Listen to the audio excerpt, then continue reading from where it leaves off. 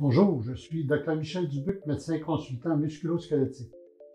Aujourd'hui, je vous présente une petite capsule vidéo qui a pour but de vous partager les résultats d'une étude française publiée en 2020 et qui compare le port d'une orthèse de distraction-rotation du type ODRA à la prise en charge usuelle chez des patients souffrant de gonarthrose du compartiment interne. Cette étude multicentrique et randomisée, basée sur des données probantes, a évalué 123 patients selon deux groupes distincts. Le premier groupe était constitué de 49 patients porteurs d'orthèse ODRA et avec une prise en charge usuelle. Cette prise en charge consistait en de la médication ou des traitements physiques. Le deuxième groupe était constitué de 54 patients qui avaient une prise en charge usuelle seulement. Plusieurs critères d'évaluation ont été considérés dans l'étude. Le premier critère et le plus important était le changement de la douleur selon l'échelle analogique, c'est-à-dire le VAS.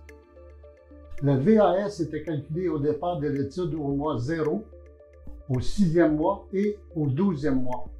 D'autres critères secondaires ont été évalués par suivi téléphonique aux 2 mois, dont l'évaluation fonctionnelle du score de Couse, lequel est spécifique à la douleur au genou, la qualité de vie, la santé mentale, l'observance, c'est-à-dire le nombre d'heures par jour et de jours-semaine où l'orthèse était portée, la sécurité de l'orthèse, la balance coût-utilité et les coûts médicaux directs.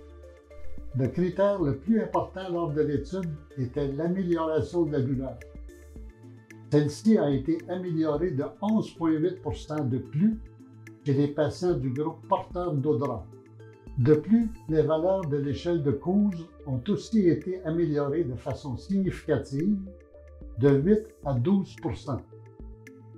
La santé mentale a aussi connu une amélioration selon un questionnaire bien précis. Autre fait important, c'est que la durée de port de l'orthèse en heures par jour et en jours-semaine était significativement meilleure que celle démontrée lors de d'autres études antérieures, et ceci en raison du plus grand confort de l'orthèse. Par ailleurs, la consommation d'antidouleurs a baissé de manière significative après 1 an dans le groupe ODRA. La qualité de vie ajustée sur une année a été aussi améliorée de l'ordre de 8 % chez les patients porteurs d'ODRA.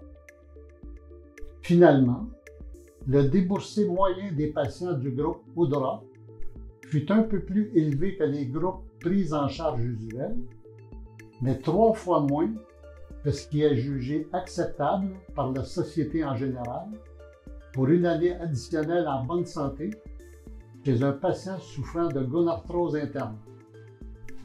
En conclusion, il s'agit de la première étude basée sur des données probantes qui démontre que le port de l'orthèse ODRA, combiné à une prise en charge usuelle, est une stratégie thérapeutique prometteuse chez le patient souffrant de gonarthrose du compartiment interne.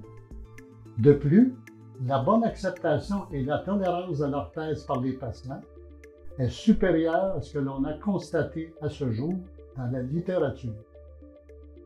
En tenant compte de ces résultats, cette publication devrait inciter les professionnels de la santé à prescrire l'orthèse ODRA pour compléter la prise en charge usuelle.